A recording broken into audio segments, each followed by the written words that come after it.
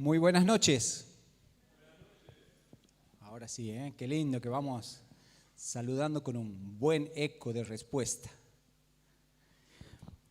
¿Has tenido la dicha, el gozo de ver una iglesia nacer?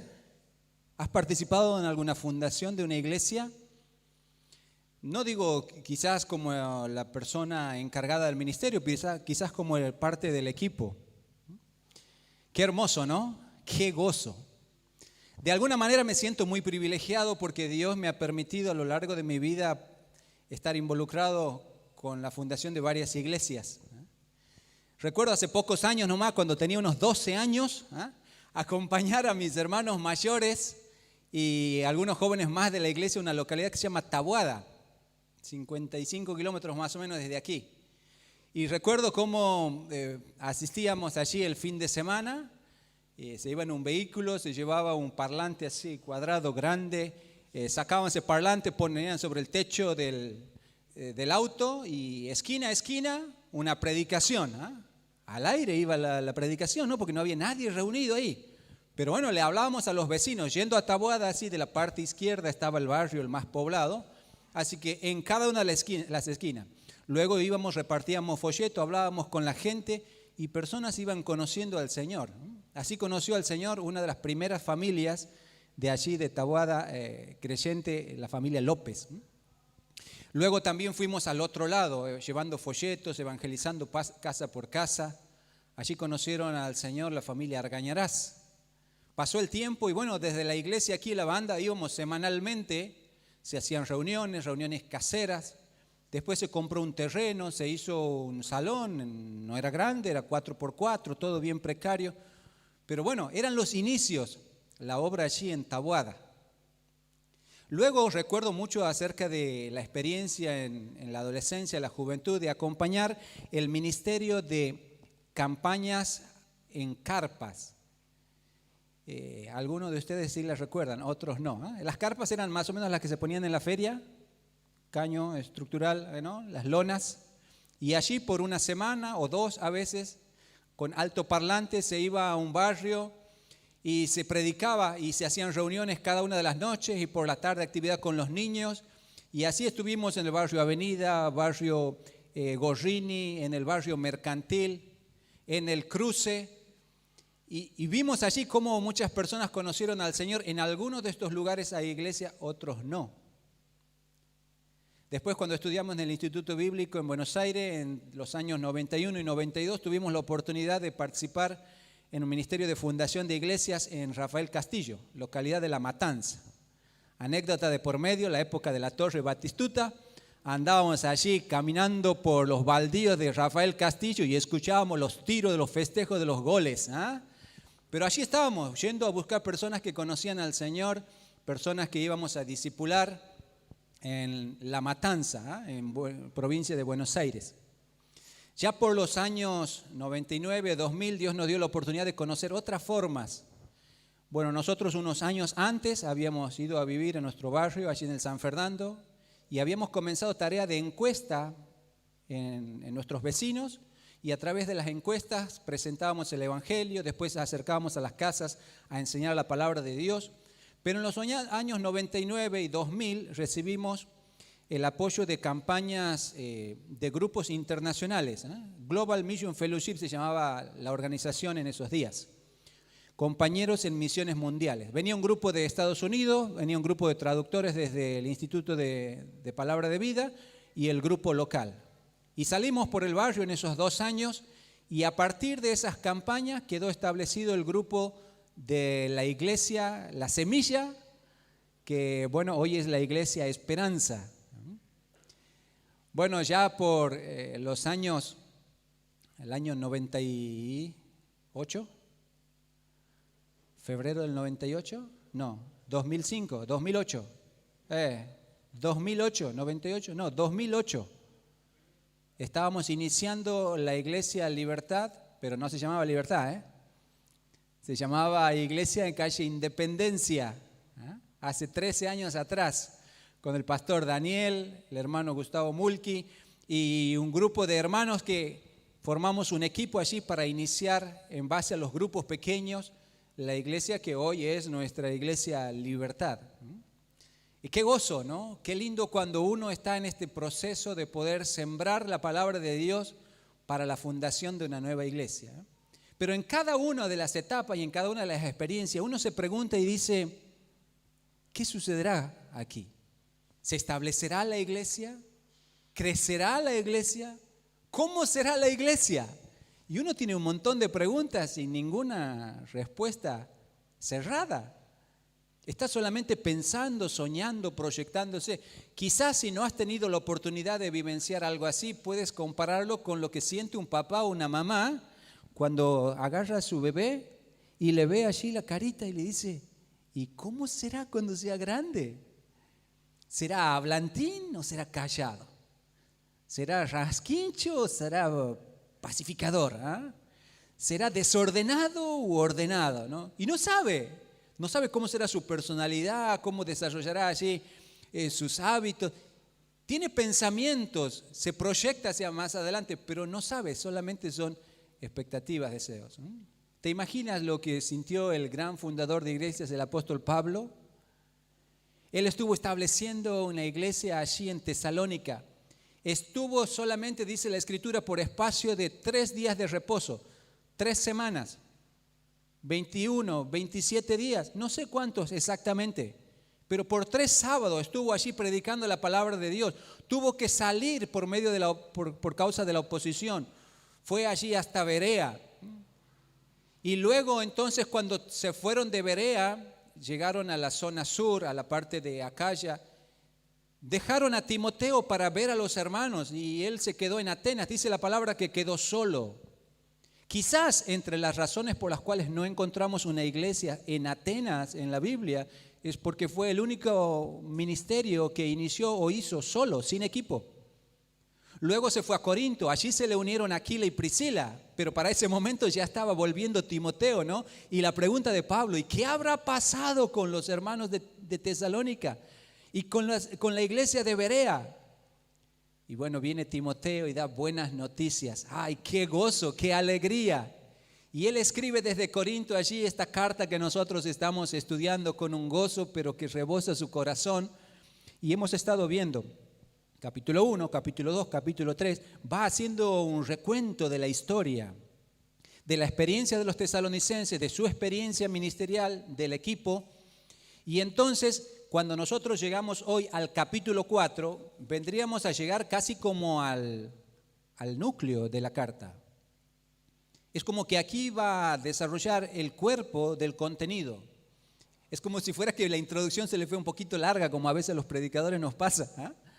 Y entonces él va a decir así en el capítulo 4, versículo 1: por lo demás, hermanos, os rogamos y exhortamos en el Señor Jesús que... Y allí va a desarrollar el párrafo que vamos a leer en esta noche.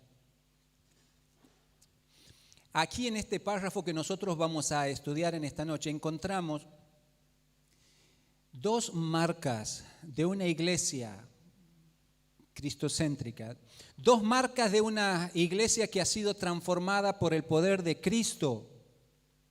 Y esas marcas las vamos a leer allí en los versículos 1 en adelante. Leemos la palabra de Dios. Dice: por lo demás, hermanos, os rogamos y exhortamos en el Señor Jesús que de la manera que aprendisteis de nosotros cómo os conviene conduciros y agradar a Dios, así abundéis más y más. Porque ya sabéis qué instrucciones os dimos por el Señor Jesús. Pues la voluntad de Dios es vuestra santificación, que os apartéis de fornicación. Que cada uno de vosotros sepa tener su propia esposa en santidad y honor, no en pasión de concupiscencia como los gentiles que no conocen a Dios. Que ninguno agravie ni engañe en nada a su hermano, porque el Señor es vengador de todo esto, como ya os hemos dicho y testificado. Pues no nos ha llamado Dios a inmundicia, sino a santificación. Así que el que desecha esto no desecha a hombre, sino a Dios, que también nos dio su Espíritu Santo. Pero acerca del amor fraternal no tenéis necesidad de que os escriba, porque vosotros mismos habéis aprendido de Dios que os améis unos a otros. Versículo 10 termina diciendo: y también lo hacéis así con todos los hermanos que están por toda Macedonia. pero os rogamos, hermanos, que abundéis en ello más y más. Punto suspensivo, versículo 11, inicia el párrafo siguiente que vamos a estudiar en la voluntad de Dios la próxima semana. Dos marcas distinguen a la iglesia de Cristo en este párrafo: la santidad y el amor. Ahora fíjate que cuando el apóstol introduce el tema de la santidad, les habla a ellos y les dice que es necesario que ellos crezcan más y más en esto, en la santificación. Dice que acerca de esa santificación habían sido instruidos. O sea que el tema de la santidad y la santificación no es para cuando ya pasa mucho tiempo en la vida cristiana. Es para el inicio. Solamente 3 semanas estuvo con ellos y les habló de santidad, de santificación. Miren, después vamos a leer que inclusive en 3 semanas les habló de escatología, eventos futuros, 3 semanas. Sin duda necesitamos aprender, ¿no?, acerca del currículum de cómo enseñar al pueblo de Dios. Bueno, allí está hablando acerca de la santificación. Fueron instruidos acerca de esto, pero también dice la palabra que ellos dieron el ejemplo. Habéis aprendido de nosotros, dice el apóstol. Vieron en el apóstol Pablo y en su equipo hombres que realmente vivían la santidad de Dios. Bueno, por cierto, Dios transformó a estas personas. Muchos de ellos, acuérdense, en Tesalónica son gentiles. Pero Dios los rescató, los transformó. Y entonces ahora el apóstol está diciendo: quiero que crezcan en esto, que puedan avanzar. Dice así el versículo 1, dice que de la manera que aprendisteis de nosotros cómo os conviene conduciros y agradar a Dios, así abundéis más y más. O sea que ahí está el desafío, ¿no? El desafío de dar un paso más, de crecer, de no quedar estático en la vida espiritual, sino que esta marca de la santidad pueda inundar cada uno de los aspectos de su vida. Ahora uno se pregunta y uno dice, bueno, ¿cuál es la voluntad de Dios? Muchas veces en el grupo de jóvenes escuchamos esa pregunta, ¿no? ¿Cuál es la voluntad de Dios para mí? El joven generalmente lo que quiere preguntar es: Señor, ¿me tengo que casar con esta chica o con esta chica? ¿Ah? O dice, ¿cuál será la voluntad de Dios para mi vida? ¿Qué quiere saber? ¿Tengo que estudiar esta carrera o esta otra carrera? Bueno, sin duda hay un propósito de Dios para cada uno de nosotros. Pero la expresión la voluntad de Dios como aquello que Dios quiere, aquello que Dios le agrada, aquello que Dios desea para nosotros, está claramente revelado en su palabra. Y este es uno de los pasajes más directos. Leen conmigo, por favor. 1 Tesalonicenses capítulo 4, versículo 3 dice: pues la voluntad de Dios es vuestra santificación. Dice el versículo 7, pues no nos ha llamado Dios a inmundicia, sino a santificación. Claramente, nadie puede preguntarse cuál será la voluntad de Dios cuando lee este texto. Tiene que responderla como dice el texto. Dios quiere nuestra santificación. Ahora, ¿qué es santificación? Aquí en el contexto el mismo apóstol dice que os apartéis de fornicación. Bueno, cuando estudiamos la palabra santificación encontramos que su uso tiene principalmente 2 partes.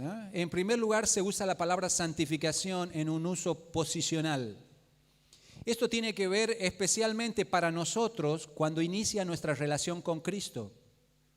Cambiar de posición significa cambiar de lugar, que antes estábamos en un lugar y ahora estamos en otro. La Biblia dice que cada persona que ha confiado en Jesucristo como su Salvador, Dios la ha tomado para sí del mundo, de entre el mundo, y la ha hecho su hijo, parte de su familia, de su pueblo, le ha escogido, es suyo, le pertenece. Somos santos, santificados en Cristo Jesús. Es un cambio posicional y es algo que ocurre en el momento de la salvación. Esto tiene proyecciones eternas, pero no tiene desarrollo. No puedo ser más de la familia de Dios que lo que ya soy. No puedo ser más del pueblo de Dios que lo que ya soy. Es una obra de Dios que disfrutamos por la fe en Cristo. Pero el otro sentido de la santificación es el sentido práctico. Y esto es la limpieza que tiene que ocurrir en nuestras vidas como consecuencia de nuestra relación con Cristo y de nuestra posición en Él. Aquí entra el aspecto moral. Fíjense que cuando nosotros leemos el Antiguo Testamento, gran parte del uso de la palabra santo, santificar, no corresponde a este uso moral, de que si algo está bien o está mal. Tiene que ver con el otro concepto, de algo separado para. De tal manera que lees el Antiguo Testamento y encuentras que hay un tazón, una tenaza, una mesa, un pan, un animal que es santificado. ¿Qué significa? Que es apartado para el servicio. Es apartado ceremonialmente, es dedicado a Dios. ¿Te das cuenta? No hay un sentido moral. No es que una tenaza sea buena o mala. Está apartado para el servicio del culto a Dios. Pero encontramos también el uso del sentido práctico, tanto en el Antiguo y el Nuevo Testamento, y ese es el sentido que tenemos aquí. De alguien que está separado del pecado, del mundo, y vive su vida para Dios. Ahora bien, el texto dice, la voluntad de Dios es vuestra santificación, que os apartéis de fornicación. La palabra fornicación en español es muy específica y limitada. Significa las relaciones sexuales fuera del matrimonio, ¿no? Prematrimoniales. Pero la palabra que se traduce aquí, la palabra porneia en griego, es mucho más amplia e implica todo tipo de inmoralidad sexual. La incluye a la fornicación, que nosotros hacemos referencia en español, pero también al adulterio, a la homosexualidad, a la pornografía, a la inmundicia. Entonces, cuando nosotros leemos aquí que os apartéis de fornicación, incluye este concepto de que nuestras vidas se alejen de cada una de esas prácticas que no agradan a Dios. Nota lo siguiente, no dice que uno roce la fornicación, sino que uno se aparte, tome distancia. Es una decisión drástica que cada persona toma. Y quiero decirles, hoy esto es más que nunca nadar contracorriente. Contracorriente. Hoy estamos nosotros enseñando esto que es la voluntad de Dios, es la palabra de Dios. Y el mundo está enseñando y legislando la fornicación. Estamos contracorriente. El Estado reparte preservativos en las escuelas. Impone la ideología de género. Sin embargo, la palabra de Dios dice, la voluntad de Dios es vuestra santificación, que os apartéis de fornicación. Hace varios años atrás, algunos pequeños dijeran los muchachos, cuando yo era joven, discutíamos en la iglesia si una parejita de novios cristianos debía o no darse besos en la boca. Estamos hablando de novios. Nuestra iglesia tiene muchos jóvenes. Necesitamos afianzar los principios. El noviazgo no es matrimonio. No es que el cuerpo de uno le pertenezca al otro. No es así, es noviazgo. El matrimonio viene después. Hoy el mundo está discutiendo si los novios tienen que tener relaciones prematrimoniales o no. Estamos viviendo contracorriente y contracultura. Pero la voluntad de Dios es muy clara. La voluntad de Dios es nuestra santificación, que nos apartemos de la fornicación. Ahora, el apóstol lo que hace es tomar dos áreas prácticas para enseñar esto. En primer lugar, dice allí el versículo 4, que cada uno de vosotros sepa tener su propia esposa en santidad y honor. Este versículo tiene que ver especialmente con personas solteras. Creo que la palabra clave aquí es tener, que en el original significa adquirir o llegar a tener. Es un principio para el noviazgo. ¿Cómo es que buscas el compañero o la compañera de tu vida? Y dice que ese llegar a tener tu esposa tiene que ser en santidad y honor, no llevado por tus pasiones y tus deseos, lo que el texto dice, las propias concupiscencias. No así. Si bien esta palabra puede ser traducida como vaso y algunos la entienden como cuerpo, vuelvo a decirle, uno no llega a adquirir el cuerpo en un momento de su vida, ya lo tiene, pero sí va a adquirir su esposa en este contexto. Y dice la palabra de Dios, tiene que ser en santidad y en honor, no en pasión de concupiscencia, como los que no conocen a Dios. El segundo ejemplo aquí lo da para una persona casada. Y dice así el apóstol Pablo, Versículo 6, que ninguno agravie ni engañe en nada a su hermano, porque el Señor es vengador de todo esto, como ya os hemos dicho y testificado. Ahora fíjate, el cuadro es distinto de la situación. El apóstol está teniendo en mente a alguien que defrauda a su hermano. Y tiene que ver con adulterio. Adulterio es una palabra en español que tiene que ver con la infidelidad. Y está diciendo que ninguna persona tiene que tener en sus hábitos, en su conducta, que deshonre a Dios porque es infiel. Está diciendo que nadie debe agraviar a otro. Está haciendo referencia a cuando una persona está jugando, está coqueteando con otra persona casada. Dice, no lo hagas. Dios se encargará. Dios estará haciendo justicia, porque el pecado siempre tiene una dosis de placer, o un placer superficial, un placer temporal, humano, carnal, pero se desvanecen las manos. Pero Dios dice, no, mi voluntad es buena, agradable y perfecta. Sabes que las redes sociales y la tecnología nos han solucionado muchos problemas y son una herramienta hermosa para servir a Dios, pero una fuente de tentación inmensa.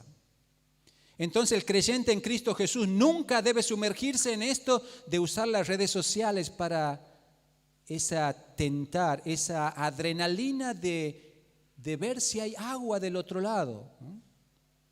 De mandar mensajes de piropos, de halago, para ver si hay respuesta de la otra parte. Y de esta manera practicar lo que es la inmoralidad y la lascivia, el pecado en nuestra mente. No, dice, la voluntad de Dios es nuestra santificación, que nos apartemos de fornicación. Ahora, el texto dice que quien desecha esto, quien desecha la santificación, no desecha a hombres, sino que desecha a Dios mismo. La pregunta es, ¿podemos realmente nosotros, creyentes en Cristo, poder tener victoria sobre los pecados sexuales? ¿Podemos? Y la respuesta de la Biblia es sí, porque Dios nos ha dado su Espíritu Santo. Él es el que transforma nuestra vida y en Él hay poder para cambiar nuestra vida. Nosotros tenemos que ser claros en este sentido. La Biblia dice que el sexo no es pecado ni malo. Por el contrario, dice que Dios ha creado el sexo. Dios ha creado la sexualidad. Para Dios es algo tan bueno y tan honroso que le ha colocado un marco de protección. Y ese marco es un hombre con una mujer hasta que la muerte los separe. Todo lo que sale de ese marco es fornicación. Ahora ves, ¿es posible que un muchacho, una chica cristiana pueda romper con los malos hábitos que le esclavizan interna y privadamente? Es posible por el poder del Espíritu Santo de Dios.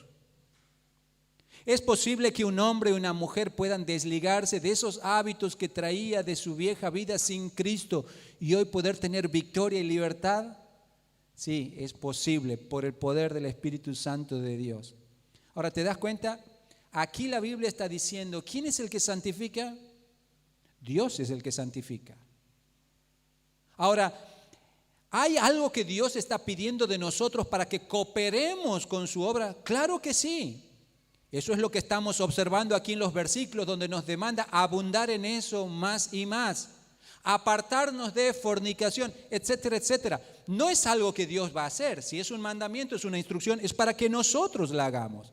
Es nuestra responsabilidad en esta área de nuestras vidas. Pero ¿de dónde viene el poder que transforma? De la obra del Espíritu Santo de Dios. ¿Estás viviendo una vida de santidad, de santificación? ¿Agradas a Dios en público y en privado? Bueno, esta es una marca de una iglesia transformada por el poder de Cristo.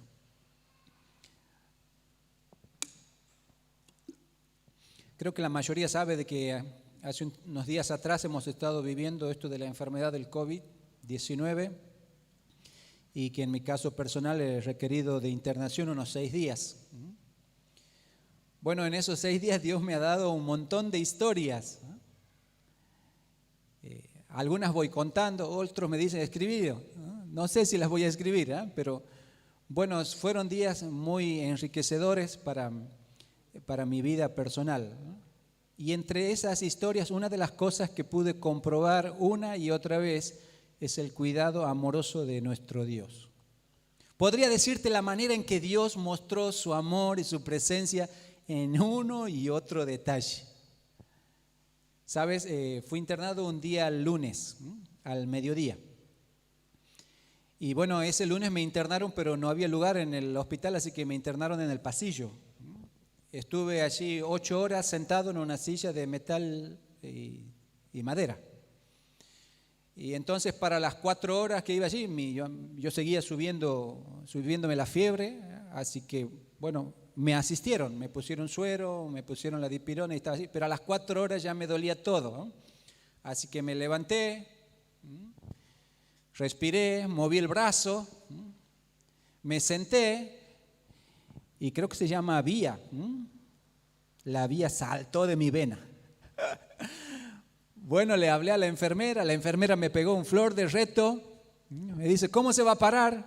Yo no daba más, pero no había aprendido todavía que para moverme tenía que cerrar el suero. Eso aprendí después, me sirvió para el transcurso de los días. Bueno, allí entonces dice, voy a ponerle de vuelta, y me puso de vuelta la vía y me colocó allí el suero otra vez más. Más o menos por las 9 de la noche me estaban asignando una cama allí en el hospital de la banda. Y bueno, en el cambio de turno vino una enfermera y me dijo, bueno, le han puesto una vía simple. Yo le voy a cambiar, dice. Le voy a poner una vía con 3 bocas. Yo no entendía nada de eso, porque terminología de enfermería tampoco sé, no sé, por ahí no le digo el nombre correcto, ¿verdad? Yo lo que me imaginaba, digo, un carburador de 1 boca, de 2 bocas. Digo, será algo así, carburador. Bueno, me puso allí y me hizo un trabajito muy bueno. Envolvió mi brazo con la cinta, excelente. Me duró esa vía casi hasta el final de la internación. Yo no se lo había pedido, ni siquiera sabía que lo necesitaba, pero veía la mano de Dios cuidándome allí. El amor de Dios de una manera tangible, ¿no? Práctica, aún por personas desconocidas.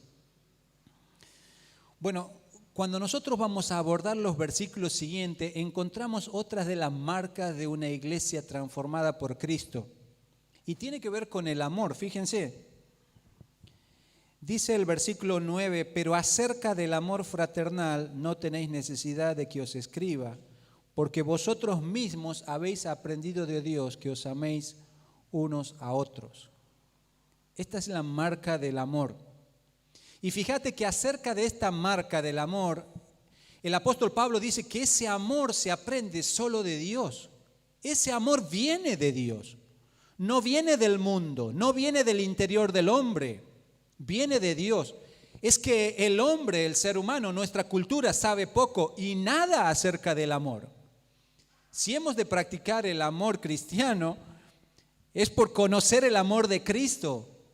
Es tan sublime el amor de Dios que lo define así, no con lo que Dios hace, sino con su esencia. Dice la Biblia, Dios es amor. Y la Biblia dice así, porque de tal manera amó Dios al mundo que ha dado a su Hijo unigénito para que todo aquel que en él cree no se pierda, mas tenga vida eterna. Dios muestra su amor para con nosotros en que siendo aún pecadores, Cristo murió por nosotros. Es un amor que no se conoce en el mundo, que el hombre no sabe. Mucho de lo que este mundo llama amor es simplemente egoísmo. Te doy para que me des. Te doy, pero espero recibir. El amor de este mundo, ¿sabes qué es? Solamente esa pasión egocéntrica. Voy relacionándome con los demás, pero estoy buscando la oportunidad de serrucharle el piso y tomar su lugar. Ese es amor del mundo. En otros casos, el amor del mundo es definido como el sexo. Pero como podrás ver en esta definición de que ves a Dios y ves el amor de Dios, no tiene nada que ver con esto. Es la entrega, es el dar, el hacer algo sin esperar nada a cambio, es buscar el bien del otro, es entregarte a ti mismo por el bien de los demás, y eso se aprende solo de Dios. Pero ¿sabes qué? Cuando Pablo está hablando de este tema con los tesalonicenses, mejor dicho, se lo está escribiendo, es como que es un punto alto de la iglesia. Y Pablo está contento con esto. Dice, ustedes lo han aprendido. Es más, les voy a decir, ustedes lo han practicado con todos los hermanos de Macedonia. Bueno, hasta ahora todavía no hemos tenido oportunidad de mostrarles ningún mapa, pero para que tengan una idea, Macedonia no es una ciudad. Tesalónica y Bereas eran dos ciudades. Macedonia es la provincia. Así como luego encontramos la provincia del sur, Acaya, en la cual estaban las ciudades de Atena y de Corinto. Entonces, este amor que practicaron los tesalonicenses trascendió su ciudad y alcanzó a otros hermanos de otros lugares. Esto quiero compartirlo de una manera muy especial con esta, mi amada Iglesia Libertad. ¿Sabes por qué? Porque somos llamados a amar como Dios ama. Y esto no tiene fronteras. A veces nosotros cerramos el círculo del amor en nuestro grupo pequeño. Otras veces lo cerramos en nuestro grupo de amigos. Otras veces cerramos el amor en nuestra iglesia. Pero aquí hay un amor que trasciende y que va a otras iglesias y a otros lugares. Es el amor de Dios. Es el amor que marca a una iglesia que sigue los pasos de Cristo. Pero precisamente cuando termina este tema, el apóstol está diciendo, quiero que abunden en esto más y más. Y ahí está el desafío de crecimiento, ¿no? De no quedarnos estáticos. Es donde pone el punto en la responsabilidad, en que esto que aprendemos de Dios, que hemos visto en el ejemplo de Dios, lo practicamos en la vida diaria. Este ha sido un tiempo para mí y para nosotros de experimentar el amor de Dios de una manera especial.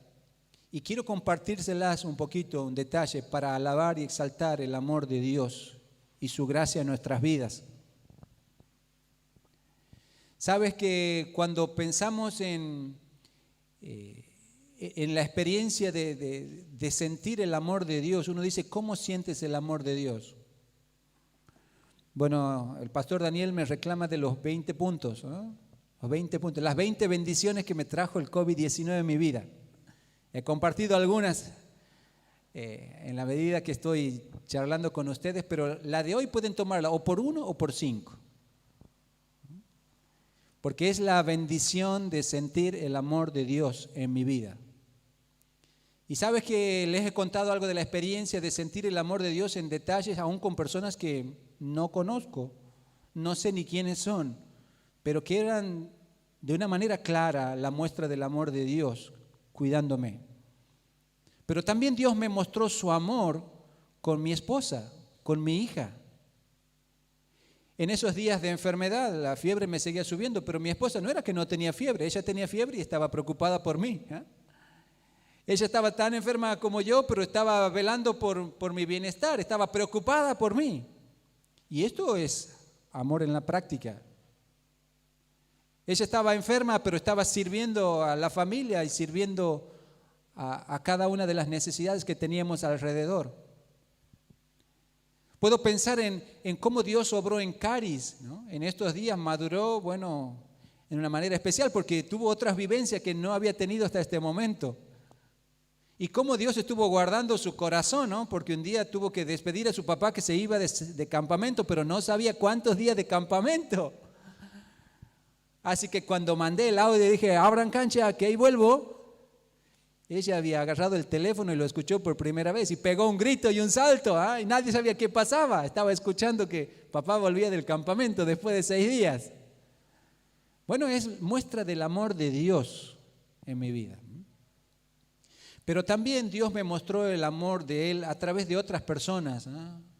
Hay un hermano en Cristo y también familia política, muy ocupado, tiene muchísimas actividades cada día, pero fue mi familiar a cargo. Y ¿sabes qué? Mostró el amor de Dios para mi vida, acompañándome en cada uno de los procesos. Hubo varias horas que estuvo a la puerta del hospital Podría no haber estado allí, no haría diferencia que no esté allí. No iba a hacer nada conmigo. Una vez que entra al sector COVID, te digo, ahí no sales. No puedes entrar y salir del sector COVID. Pero Él estuvo allí como una muestra del amor de Dios. Puedo contar de un grupo de personas que yo les llamo los incondicionales, ¿no? Mostrando el amor de Dios, como a través de un mensaje, un llamadito, estaban ahí a la madrugada, a la siesta, a la tarde, a la noche, a la hora que sea. Hermanos, hermanas que se acercaron, algunos llevaron comida, otros llevaron medicamento, otros llevaron una ofrenda de dinero y otros hablaron y mandaron mensaje y una y otra vez, ¿qué necesitan? ¿Qué necesitan? ¿Qué necesitan? Es el amor de Dios a través de las personas. Puedo pensar en mi amada iglesia. Les he compartido en la reunión anterior algo que es verdad. Vivo una situación que pocos viven. Yo tengo una iglesia doble. Así que cuando yo digo mi iglesia, yo digo Iglesia Libertad e Iglesia Esperanza. No sé si ustedes pueden vivir eso, pero no es mitad libertad y mitad esperanza. Es 100% libertad y 100% esperanza. Yo tengo 2 iglesias. Y de las 2 iglesias, mostrar el amor de Dios, el cuidado de Dios, un llamadito, una disposición, lo que sea, estaban ahí, orando permanentemente por nosotros. Pero quiero decirte, viví lo que dice en Tesalónica, hermanos de otras iglesias y de otros lugares, llamando y ofreciendo ayuda y mostrando el amor práctico de la vida cristiana. No son hermanos muchos de ellos con los cuales comparto diariamente. No lo son, pero Dios los estaba usando para mostrar una y otra vez más su amor. Yo le alabo a Dios por su amor a través de personas. Y sabes que esto es lo que Dios quiere que nosotros hagamos y vivamos en nuestra vida cada día. Que la marca de nuestra vida sea la santidad y el amor. Doy gracias a Dios porque la Iglesia Libertad desde el principio fue una iglesia cariñosa, muy acogedora. Pero ¿sabes qué, hermano, hermana? Dios quiere que sigamos creciendo en esto. Dios quiere que no quedemos ahí nomás. Que el amor no termine tampoco allí en la puerta, que se extienda. Hay muchas personas más para amar. Y Dios quiere usarnos como un canal de su amor. Esperanza que distinga. Dios llega a una vida, a una familia, a un lugar, se forma una iglesia y la obra de Cristo comienza a florecer. Allí hay una marca, santidad. Allí hay otra marca, amor. ¿Estás viviendo esas marcas en tu vida? Claro, hablamos de la iglesia, ¿verdad? La iglesia de Tesalónica, hablamos de nuestra iglesia. Pero la iglesia siempre es la suma de las personas que las componen. De manera que este es un desafío personal, a crecer en la santidad práctica y a crecer en el amor práctico para la gloria de Dios y para nuestra bendición. Quiero animarte en esta hora a cerrar tus ojos, orar a Dios y decirle, Señor, quiero glorificarte viviendo en santidad y en amor. Oramos. Querido Señor, te agradecemos inmensamente por lo que tú has hecho en nuestras vidas y por lo que harás. Gracias, Señor, por tu obra en la iglesia de Tesalónica, pero también la iglesia en nosotros, Señor, en nuestra iglesia. Y Padre Celestial, te pedimos tu gracia para poder vivir y crecer, así como la iglesia de Tesalónica fue desafiada, que estas marcas tuyas en nuestras vidas puedan florecer para dar gloria a tu nombre, que podamos crecer en la santidad y en el amor para tu gloria y para nuestra bendición. Te lo pedimos en el nombre del Señor Jesús. Amén, Señor. Amén.